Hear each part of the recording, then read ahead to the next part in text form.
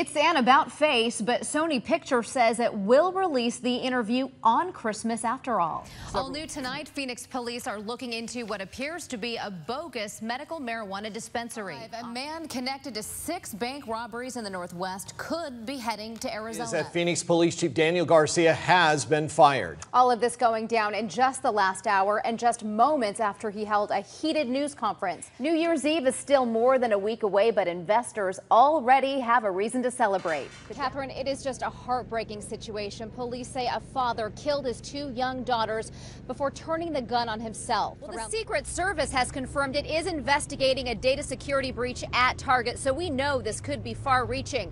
But the company itself isn't talking, and customers are concerned. Well, Tyler Dial won't be hitting the field anytime soon because of an injury, but he will be hitting some high notes this weekend as he opens for a country music star.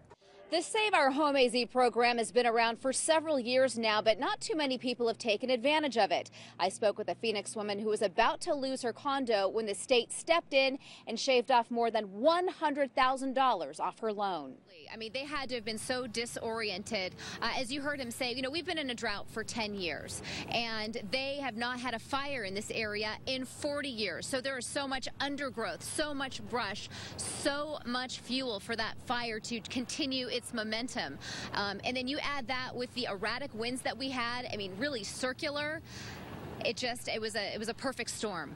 Jessica Ford says she found black mold in her apartment here at Laguna Village. And what's more, she says management is doing nothing about it. I woke up in the morning and my ceiling was gaping open. Jessica Ford says during Monday's storm, water began gushing into her apartment. She immediately called management, which sent over an industrial fan. They plugged it into this outlet while my wall was still damp. You can see obvious water damage to her daughter's room, with water pockets bulging from the ceiling. Wednesday, a maintenance crew cut it open. What Ford saw shocked her. Mold, tons of black mold. Again, she called management to report the problem and got this response from Laguna Village's corporate office Thursday. That drywall has a colored backing on the back of it, and that is what the discolored spots are. It's actually not mold, and there's no mold that's been seen. Not convinced, Ford took a sample and gave it to a friend who is a biology professor. He looked at it under a microscope. The verdict, a black mold known to cause respiratory problems, especially in people who have asthma like her 6-year-old daughter. I let them know that me and my daughter were feeling sick and that she was saying her lungs were hurting and she was dizzy. Nothing they could do. They wouldn't do anything. There's a possibility of mold in her apartment, so what's being done to protect her? He just told me to have you call him. Thank you. The manager told us to call their attorney, which we did with no response. Meantime, Ford says her ceiling has been patched up without the removal of insulation, treatment of the beams, or testing for mold. The mold isn't just from Monday, so obviously we've been breathing in the spores now for however, I don't even know how long, but it's terrifying. Now, Ford and her daughter are now staying with a friend because she is very scared about breathing in that mold. We are also going to be taking some of that sheetrock and have it tested at a local lab. Reporting live in Chandler, Rebecca Thomas, CBS 5 News. Well, we sent that sheetrock sample provided to us by Jessica Ford to an indoor air quality certified lab, and sure enough, they found black mold.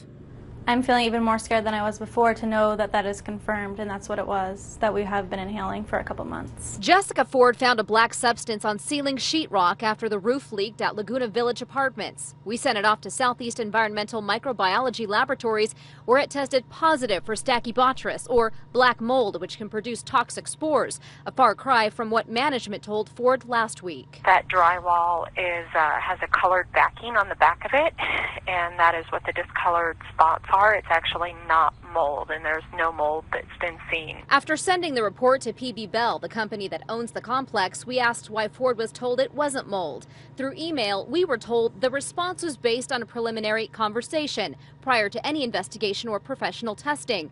Yet that comment was made after the ceiling was patched up. It's a complete joke. It's negligence. Management did send in someone to test the air quality in Ford's apartment Monday, but according to Adam Carity, owner of Arizona's Restoration Experts, which is not working with PB Bell, that's not enough. This is all wet. Security used sensors and thermal imaging to detect moisture content in Ford's walls and ceilings, which registered levels as high as 100%. Anything above 20% moisture content can harbor growth or can create an environment where mold can grow. Professional remediation needs to happen at this point. Meaning ceiling and walls need to go, and other residents who've had leaky ceilings should be concerned. If things weren't taken care of correctly in this particular unit, just logical thinking tells you there's probably some stuff going on somewhere else. Today, management finally agreed to move Ford and her 6-year-old daughter to another unit or let her out of her lease immediately. Reporting live in Chandler, Rebecca Thomas, CBS 5 News. 1-year-old Alexander Santiago is being held here in the Pinal County Jail. Florence police say he walked up to their station this morning and essentially turned himself in. He just kind of blurted out that might as well arrest me. I've been involved in a shooting. I shot my mother. Police immediately went to Santiago's home Thursday morning, where they found several guns and 61-year-old Sean Lafitte dead in the kitchen with a bullet wound to her head. Looked as if he'd put paper towels underneath her head and kind of folded the arms over the body. Police say there had been no prior domestic calls to the home, and Santiago, who has worked as a corrections officer at the Iman prison complex in Florence for the past 3 years, didn't say why he pulled the trigger. It's difficult to comprehend as to why something like this would occur, and we're still all at a loss as to really understand what transpired. A woman who drove by the crime scene said she'd recently bought patio furniture from the victim and was shocked to learn what happened. To hear that, it's like, well, you know, what's going on with the world? Yeah, every time you turn around, something devastating. And to people you know. The Department of Corrections says Santiago will be fired if he doesn't resign first. Charges against him are pending. In Florence, Rebecca Thomas, CBS 5 News. Yes, we went from Tempe to Tonopah with these storm chasers, and believe it or not, we didn't see much rain. And the reason is, in order for photographers to get great pictures, they need to stay ahead of the storms. This tower that we saw earlier is just shot up. It's pushed into close to 60,000 feet. Around 4 o'clock Tuesday afternoon, we met up with storm chasing photographers Brian Snyder and Carrie Hutchings near Tempe Town Lake. As we shot video of a massive storm charging in from the southeast, their cameras also clicked away. The monsoon's one of those things that you can throw textbooks out the window because it has a mind of its own. As we prepared to head west just after 5 o'clock, Hutchings predicted the type of storm pictures they'd get as the evening wore on. Epic, absolutely epic. It's going to be something that we haven't seen in a while. Sure enough, just after 6 o'clock, we stopped near Indian School and Perryville Roads in Buckeye, just in time to capture a dust storm and what Snyder calls the money shot. Just seeing a shelf cloud, I mean, it's just... a lot of chasers are envious of us right now. From there, it was on to Tonopah, where they trained their lenses on captivating clouds and an Arizona sunset only a monsoon storm can deliver. One of my missions is to show people that there are incredible weather here in Arizona, and you got to see it. You know, you and your photographer got to see it, and that's really cool. Now, if you would like to see the amazing pictures from these storm chasing photographers, we have linked their websites to ours. Just visit cbs5az.com. Reporting live in Tempe, Rebecca Thomas, CBS 5 News. Press release, the Fountain Hills Unified School District says that Sleggers began referring to herself as doctor in recent weeks and months. But a teacher I spoke with tonight says that she was known as Dr. Sleggers as a substitute, even before she was hired as a teacher here a year ago. And we have proof the district had the correct information all along. Board to accept the resignation of Christy Sleggers. All those in favor say aye.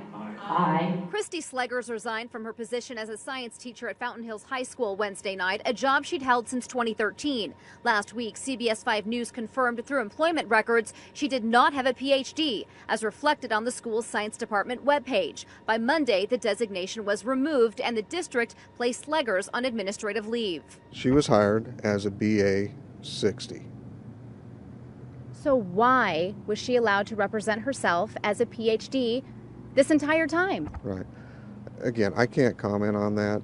Superintendent Tom Lawrence says the district began investigating Slegger's PhD claims in September, but in an email sent on September 29th to a parent who brought the initial complaint, Principal Tom Brennan said they were satisfied with the information Dr. Sleggers provided and the matter was closed. What do you have to say to the students, to the parents? I got to refer you back deceived? to the district office. Brennan refused to answer questions, but he stood by in April when Sleggers was awarded Teacher of the Month by the Four Peaks Rotary, complete with a banner that read Dr. Sleggers. Why was she representing herself? Why was the school, why was the district allowing her to represent herself as a PhD? Again, it's the media release, and that's really all I'm allowed to speak to at this point. That doesn't make any sense. So it's either the district was complicit in this hoax or you're negligent in not checking her background. Which one is it? Well, again, it's the media release. You have our statement, and that's all I can say. Well, that media release does not address the issue. It only states the district was recently made aware of Slegger's false claims. They investigated, and she wasn't able to provide evidence. We'll have much more on our website, cbs5az.com. We're hearing from the families whose dogs died in a Gilbert boarding facility this summer. It is the first time they're speaking out after animal cruelty charges against the facility's owners were dismissed. The county attorney made the announcement yesterday. Bill Montgomery says the case presented to a grand jury left out possible issues with an air conditioning unit. CBS 5's Laura Malpert joins us live from Scottsdale, where the dogs' families gathered today. About face, but Sony Pictures says it will release the interview on Christmas after all. President Obama is applauding Sony Pictures for its decision to release the interview. White House officials stressed the U.S. believes in free speech and the right of artistic expression. Meantime, there's speculation the United States might have something to do with an internet blackout in North Korea. There was a 9-hour outage in that country yesterday. The blackout happened just days after the FBI blamed North Korea for the hack on Sony. U.S. officials haven't commented on the outage and remain cryptic about plans to avenge the attack on Sony. Sony itself isn't exactly off the hook. Members of Congress are demanding answers from the company. Lawmakers are asking Sony for information on the data breaches and details of investigations regarding the hacks. They say the number and sophistication of cyber attacks pose a danger to our national security. New Year's Eve is still more than a week away, but investors already have a reason to celebrate. The Dow closed above 18,000 for the first time ever today. The S&P 500 also finished at an all-time high.